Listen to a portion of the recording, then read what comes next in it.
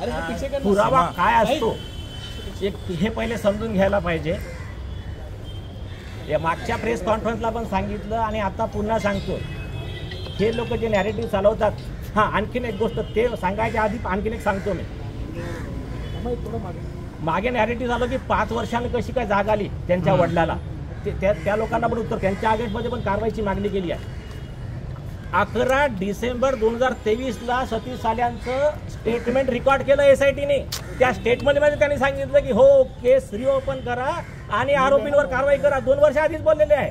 हे नॅरेटिव्ह चालवत आहेत असं आणि मिसगाईड करत आहेत, त्यांच्यावर पण कारवाई करण्याची मागणी केली आहे। एक दुसरं पुरावा म्हणजे काय असतो, आमच्याकडे आय विटनेस पण आहेत, आम्ही सांगितलं, पण ते आय विटनेस 2 मिनिटाकरता बाजूला ठेवा।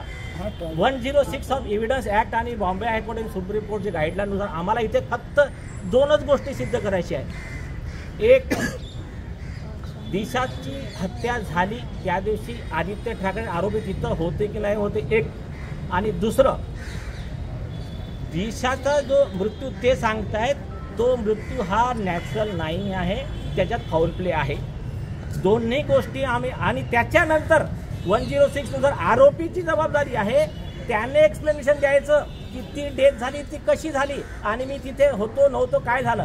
तर आदित्य ठाकरे यांनी जे डिफेन्स घेतला आहे की त्या दिवशी माझे आजोबा वारले होते आणि यातले जे दुसऱ्या आरोपीला मी ओळखत नाही, ते दोन्ही डिफेन्स खोटे निघाले, मोबाईल टावर लोकेशनवरून पण खोटे निघाले, त्यांचे आजोबा त्या दिवशी जिवंत होते। तर या सगळ्यावरून खोटा डिफेन्स हाच आरोपीला फाशीची शिक्षा देण्याकरता सबळ पुरावा आहे असं उच्च न्यायालयाचा सुप्रीम कोर्टाचा आदेश आहे। पण आमच्याकडे भरपूर आय विटनेस आहेत, नावं याच्याकरता सांगत नाही की यांनी या केसच्या संदर्भात इथले 10 विटनेस आयदर गायब झाले, कोणाचा आत्महत्या म्हणजे कोणाला ॲक्सिडेंट दाखवला, कुणाची हत्या केली, काय यांनी जे केलं आहे, म्हणून आम्ही नाव सांगत नाही आहे। आणि याच्यात आणखीन एक नवीन मुद्दा आला आहे। दिशा सालियानीचा एक मित्र होता, म्हणजे आता जे पोस्ट चालू आहे, स्टीव्ह पिंटो, तुम्ही प्रसारमाध्यमांनी बघितलं असेल तर स्टीव्ह पिंटो, त्यांनी त्यांच्या ट्विटर पोस्टवर काही पोस्ट लिहिल्या होत्या।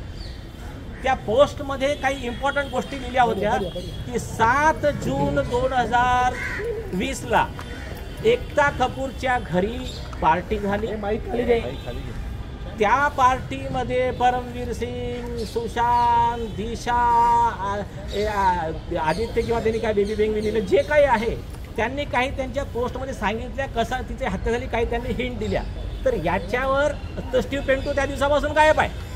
तर या संदर्भात त्याचीही चौकशी करावी की हे पोस्ट कोणी लिहिल्या, स्टीव्ह पिंटो कुठे आहे, याच्यात सत्यता काय आहे, हे सगळं डिटेल तुम्ही सगळेजण फक्त आता हे बघा, आता शुद्ध मराठीत FIR आहे, सविस्तर आहे, मुद्द्यासहित प्यारा केसला त्याचा पुरावा, आरोपीला फाशी कशी होते, आम्हाला तक्रार द्यायला विलंब का झाला, आणि सगळ्यात एक मोठी इम्पॉर्टंट गोष्ट इथे आहे साल्यांजी, एक सांगून ठेवतो आम्ही, आमची तक्रार खोटी निघाली, आम्हाला याच्यात लिहून दिलं आहे कठोरात कठोर कारवाई करा, आम्हाला फाशीची शिक्षा द्या। ठीक, पण FIR दाखल करून इन्व्हेस्टिगेट तर करा, त्याच्यापासून का पळताय तुम्ही, याच्यात काय राजकारण चालू आहे। आणि हे जे आमच्या पूर्ण देशाचं आराध्य दैवत आमचे छत्रपती शिवाजी महाराजांचा हा देश आहे, त्यांची पावनभूमी आहे।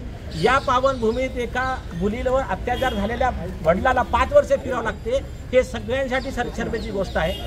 ज्या दिवशी हे सिद्ध झालं की आरोपींचा बचाव खोटा होता, आमचं म्हणणं खरं आहे, या आरोपींनी छत्रपती शिवाजी महाराजांचं नाव घेणं सोडून द्यावं, त्या पवित्र नावाला बदनाम करू नये, हीच आमची मागणी आहे।